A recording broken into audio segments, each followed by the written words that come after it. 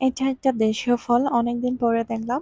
কে কি নামে চেনেন জানি না, কিন্তু আমাদের এখানে বলে ফাইন্না গোলা।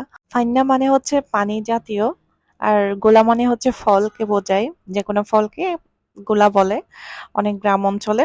ওই যে বলে না, কোন দেশের গালি কোন দেশের বলি। আসসালামু আলাইকুম সবাইকে, কেমন আছেন সবাই? আমি আলহামদুলিল্লাহ ভালো আছি। আজকে গিয়েছিলাম ফ্রুটস কিনতে, বাসায় ফ্রুটস শেষ হয়ে গিয়েছিল। ফ্রুটস কিনে আসার সময় দেখলাম পাশেই হালিমের একটা স্টল, ওখানে হালিম বিক্রি হচ্ছে, সবাই খাচ্ছে। দেখতে খুব ভালো লাগছিল, আমরাও নিলাম। আমার কাছে তেমন ভালো লাগেনি।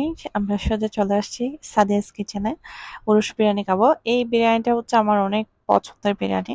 বিরিয়ানির সাথে তো আর কোনো কথা হতে পারে না, কিন্তু উরুশ বিরিয়ানি অন্যরকম। আমার কাছে মনে হয় সবচাইতে সেরা বিরিয়ানি হচ্ছে উরুশ বিরিয়ানি। আমার কাছে অনেক ভালো লাগে, আমার কাছে এত ভালো লাগে না। বেশিরভাগ মানুষকে জিজ্ঞেস করা হলে কাচ্চি বিরিয়ানির কথাই বলবে। সবারই কাচ্চি বিরিয়ানি পছন্দ। বাট আমার কাছে কাচ্চি এত ভালো লাগে না, আমার কাছে ওরস বিরিয়ানিটাই সবচেয়ে ভালো লাগে। বিরিয়ানি খাওয়ার পরে মনে হচ্ছিল কি যেন খাইনি। বিরিয়ানির সাথে বোরহানিটা অনেক ভালো লাগে, কিন্তু আমার বাইরের বোরহানিটা তেমন ভালো লাগে না খেতে। এজন্য বাসায় এসে প্রথমে আমি সোজা কিচেনে চলে গেলাম বোরহানি বানাতে। সবকিছু এখন কত সহজ হয়ে গেছে, এখন কোনো কিছু রেডি করতে আর সময় লাগে না। রাঁধুনি বোরহানি মশলাটা দিয়ে পানি দিয়ে জাস্ট ব্লেন্ড করলে রেডি বোরহানি। আর এদিকে দেখে একজন অতিথি আসছে ব্যালকনিতে, অনেকক্ষণ ধরে ডাকাডাকি করছে, গতকালও আসছিল। থাকুক সে তার মতো, তাকে বিরক্ত করার কোনো মানে হয় না।